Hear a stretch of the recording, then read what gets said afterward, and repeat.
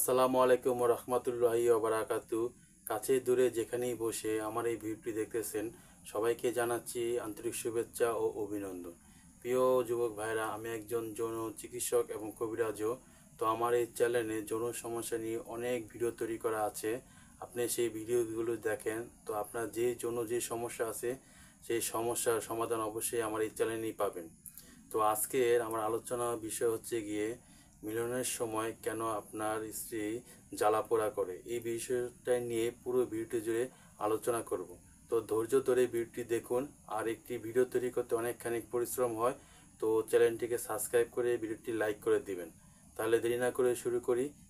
প্রিয় যুবক ভাইরা, আপনি যখন আপনার স্ত্রীর সাথে মিলন করতে যান তখন জ্বালাপোড়া করে, এর কয়েকটা প্রধান কারণগুলো বলে দিচ্ছি। সর্বপ্রথম কয়েকটা কারণ হচ্ছে জরায়ুর মুখটা শুকিয়ে গেছে। আপনার এই জরায়ুর মুখটা ভিজা থাকতে হবে। যদি জরায়ুর মুখটা শুকিয়ে যায়, কোনো অনেক কারণে শুকিয়ে যায়, যদি শুকিয়ে যায় ঠিক ওই সময় যদি আপনি মিলন করতে যান তাহলে অবশ্যই আপনার স্ত্রীর জ্বালাপোড়া করবে। এবং বেশি বেশি করে পানি খেলে এই জরায়ুর মুখটা সাধারণত ভিজা থাকে। আবার দ্বিতীয় কারণটি হচ্ছে গিয়ে মেন্স অর্থাৎ মাসিক।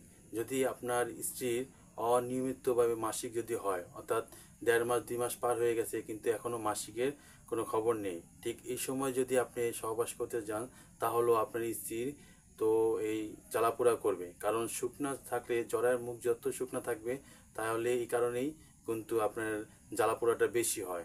আবার আরেকটা হচ্ছে গিয়ে যদি প্রস্রাবের রাস্তায় যদি ইনফেকশন হয়, বিভিন্ন কারণে যদি ইনফেকশন হয়ে থাকে, যে প্রস্রাবের রাস্তায় যদি ইনফেকশন হয় তাহলে ওই সময় যদি আপনি যান তাহলেও কিন্তু জ্বালাপোড়া করবে। আবার অনেক সময় দেখা যায় যে যদি পায়খানার রাস্তা দিয়ে গ্যাস অথবা পাইলস রোগটা হয়, তখন যদি মেলামেশা করতে যান তাহলেও কিন্তু ব্যথা অনুভব করে বা জ্বালাপোড়া হয়ে থাকে। ভাইয়েরা, এই জ্বালাপোড়া করার জন্য যদি আপনারা তাৎক্ষণিক কোনো ফার্মেসির দোকান থেকে বা কোনো ডাক্তারি হোমিওপ্যাথি বা কবিরাজ থেকে যদি ওষুধ কিনে খান তাহলে এই রোগটা কখনই ভালো হবে না। তার জন্য অবশ্যই একজন গাইনি ডাক্তার দেখাতে হবে। গাইনি ডাক্তার দেখিয়ে ভালো করে চিকিৎসা নিতে হবে। অযথায় ফার্মেসি দোকান থেকে ওষুধ কিনে খেলে কোনো লাভ নেই, বরঞ্চ রোগটা খুব ভালো হবে না, রোগটা থেকেই যাবে। এই কারণে একজন গাইনি ডাক্তার দেখাবেন, গাইনি ডাক্তার দেখিয়ে তো রোগটাকে ভালো করবেন। তো এটা মাথা ঘামানোর কিছু নেই, তো এটা চিকিৎসা করলেই তো রোগ ভালো হয়ে যাবে।